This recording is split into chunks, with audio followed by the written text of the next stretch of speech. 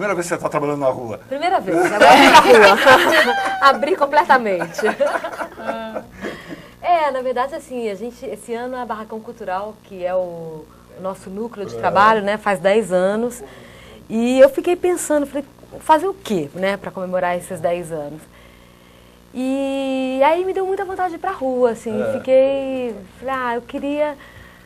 Porque, na verdade, eu fiquei pensando assim, por mais que a gente faça a temporada popular, por mais que a gente pratique até espetáculo gratuito, dentro de uma sala de teatro, aquilo é inibidor para uma grande parte. Por si. Né, assim, tem uma grande parte da população que acha que aquele espaço não pertence a ela, né? E aí eu falei, eu queria fazer atingir outros povos. Fazer um caminho inverso, assim, em vez da gente ficar lá esperando as pessoas chegarem, fazer o contrário, né?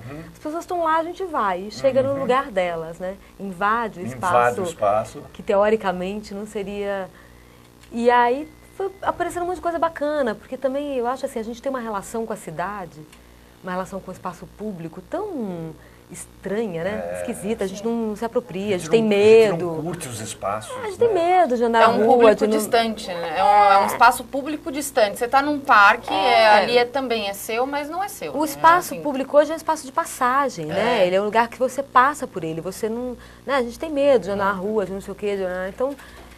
E aí eu falei, eu gosto tanto de andar na rua, eu acho tão amo. É uma das coisas que eu mais gosto de fazer quando eu tô fora de São Paulo, que é isso, né? Você fala, é uma delícia, né? Você andar, sentir, né, aquela pulsação ali. Parar num parque, sentar. Então, olhar pro céu, né? Uma coisa tão...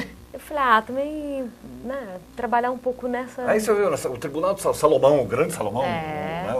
O Rei sábio, Salomão. O Rei Salomão, justo, né? O tribunal mais justo, tal, aquela coisa, tem aquele célebre caso das mães. Das né? mães com as que crianças. disputam a criança, tal, aquele negócio. Você partiu daí, desse personagem para criar? Na verdade, a gente partiu de muitas coisas, assim, a gente começou a investigar um pouco algumas coisas da mitologia, não só brasileira, mas de uma maneira geral, mas querendo trazer para uma coisa que fosse brasileira. Uma realidade nossa. Aqui. E aí, enfim, passamos por várias coisas e uma hora a gente se deparou, assim, com uma história da verdade. O que é a verdade? Né? Porque no meio dessa pesquisa, a gente chegou perto de algumas coisas que são, assim, os grandes golpistas. Né? Então, fazendo uma pesquisa das questões populares, a gente chegou naqueles caras da rua que, né, que te enganam lá com aquelas 3 forminhas. Como é que esses grandes enganadores, né, eles enganam as pessoas? Então, tem os dois lados. Tem o enganador e tem o enganado, porque o enganado também estava querendo tirar uma vantagem com aquilo. Sim. Aliás, isso a gente já falou sobre isso. Então, um livro que era Os Vigaristas, né? Uma coisa assim. Uma tese de mestrado sobre esse tipo de coisa. Exatamente. Golpistas Quer dizer, populares. o componente teatral que existe entre o enganado e o enganador.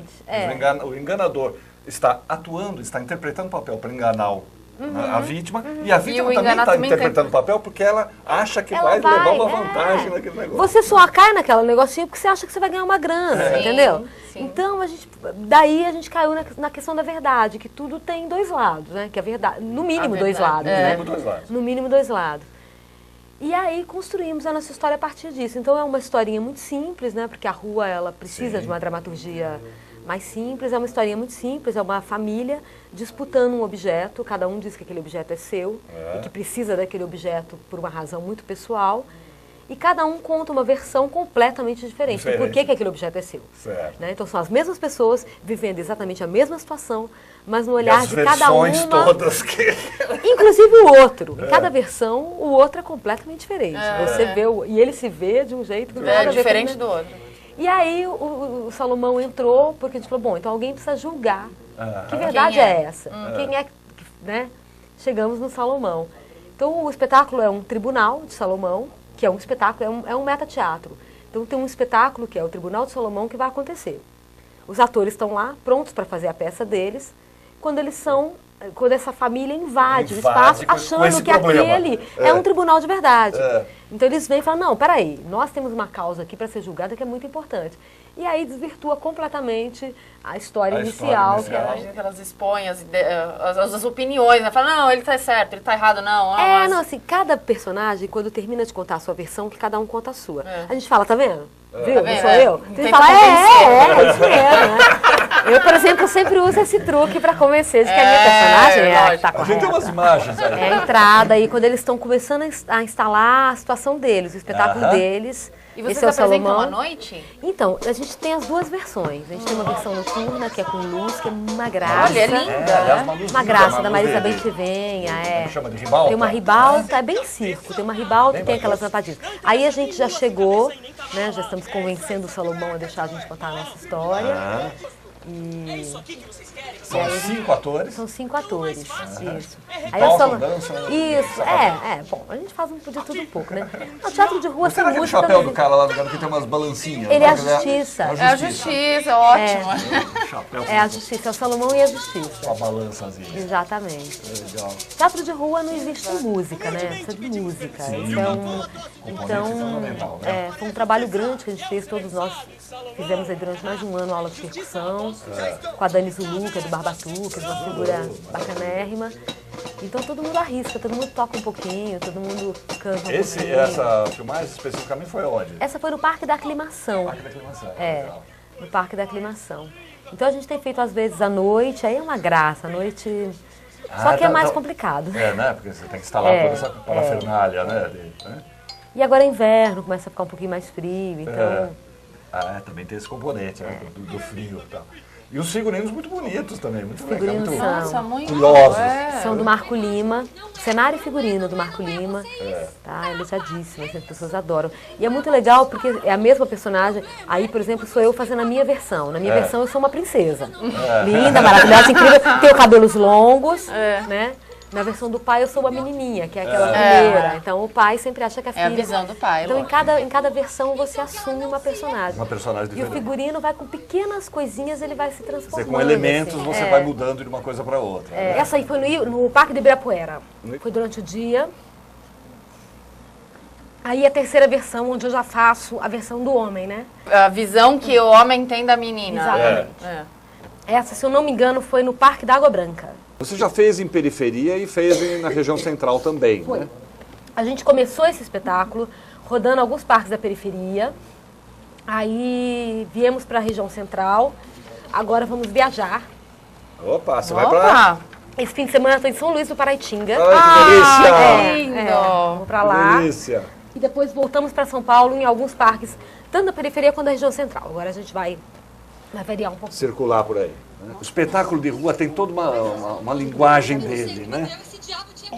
Você pode usar esse tipo de artifício aí, dos explosões, você pode usar esse tipo de coisa no palco normal, você não usaria. Você pode, você precisa, né? Porque na rua você precisa ter coisas que tragam as pessoas.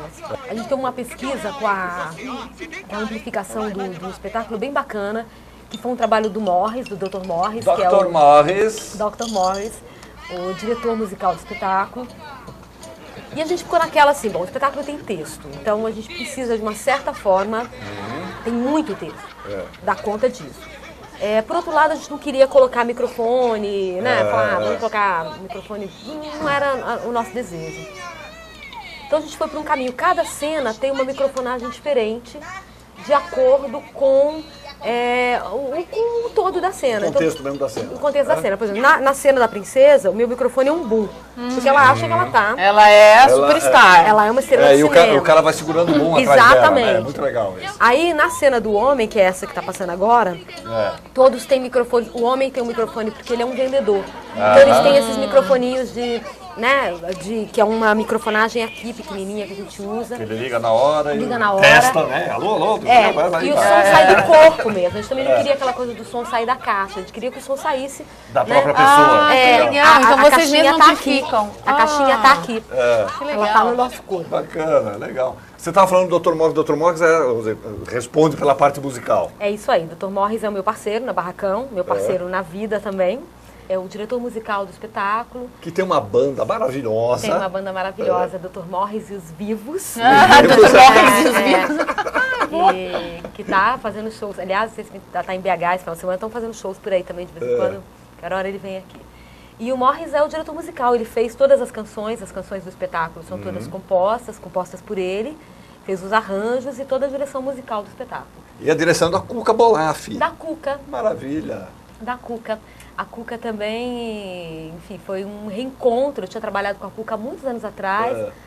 A gente se conhece há muito tempo, depois a gente trabalhou, fizemos um espetáculo do Rui Cortez, que era a Casa Antiga, há 8 anos, porque eu nem estava grávida ainda. Eu uso o espetáculo de engravidar. Aliás, você estava falando de grávida, a gente mostrou aí na cena da abertura uma menina que aparece, que é a Justicinha, a né? Justicinha. É a minha filha. Que eu achei que era alguém que vocês pegavam da plateia. Às vezes entra, né? Às vezes não pega, mas às vezes entra alguém da plateia. Mas essa é a minha filha. Você tem que estar sempre muito atento, né? Essa coisa do público, né? A participação. A reação, a participação, até que ponto ela pode ir, até que ponto, né? Você tem que controlar. É um jogo esse bem delicado e perigoso, porque você tem que, por um lado, estimular, né? Porque, enfim, teatro de rua você faz tudo olhando para as pessoas, é uma relação muito direta. Por outro lado, o público você tem que perceber qual é o limite dele. Porque tem público muito até onde ele vai. Que fala o espetáculo inteiro, que... Né, você contou o caso da senhora que atendeu o celular. Não posso falar pro celular, não, agora, porque eu tô vendo o espetáculo. Ela ficou 5 minutos falando que ela não podia falar no celular. E berrando. Eu tô no teatro, é teatro, é. Não posso falar, é de graça, é. Não, eu não sabia que tinha. Eu vim. Acho que a outra falou, você não me chamou, né? Eu não sabia, cheguei aqui, tinha. Não, é de graça, é. Não, mas você não pode falar. E ela ficou 5 minutos berrando, falando que ela não podia falar. Né? Então tem de tudo. Acontece, né? Acontece. Tem de tudo. E tudo isso você tem que, vamos dizer, que gerenciar ali em cima, né? Quer dizer, tem que jogar, tem que estar junto. Tem criança que entra, tem de tudo. A gente fez uma apresentação no Parque da Luz que tem uma cena do príncipe e da princesa. E aí uma louca passou no meio e começou a gritar: minha filha, isso aí não é de nada não, isso aí não é homem não. Não cai nessa não. Olha você fica aí atrás desse homem, isso aí não é homem não.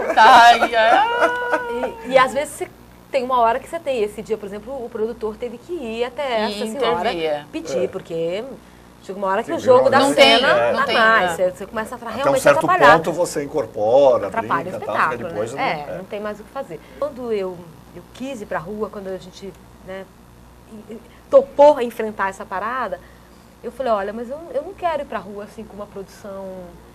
Porque é muito difícil você levar uma produção pra rua, né? Então, normalmente as pessoas vão sem cenário, um figurino muito simples. E pra mim foi um propósito desde o início, assim. Eu falei, eu queria levar pra rua o melhor. Como se eu tivesse, né? Assim como eu faço o meu melhor num teatro, eu queria levar o meu melhor pra rua. Porque, né, às vezes tem aquela, tá na rua, faz qualquer coisa. Eu acho o contrário. A gente percebe que há todo um cuidado ali mesmo, visual, cênico, o espaço, a música, a iluminação quando é de noite. Essa foi uma proposta que orientou a produção mesmo. A gente vai fazer porque eu acho o contrário. Eu acho que você está indo levar uma coisa para alguém que nunca foi ao teatro, por exemplo. Então você tem que mostrar o melhor. Tem que cantar. Aquela pessoa tem que falar, teatro é isso. Teatro é isso, é isso que é legal. O primeiro contato tem que ser marcante. Né? Então não pode ser aquela coisa... Bom, eu não gosto de nada que seja... Né, mais ou menos. Bom, você está com o patrocínio dos Correios? Eu tô. Correios Correios e a Racional Engenharia. Legal. E esse patrocínio que nos possibilitou, inclusive, ter uma produção com todo esse cuidado. Maravilha. E nós vamos fazer 48 apresentações. Olha. São Paulo, Belo Horizonte, Rio, São Luís do Paraitinga. A programação toda está no www.barracãocultural.com.br. Muito bom. Chegar lá. Luiz Helena, prazer te receber, menina. Tossindo mais inteira.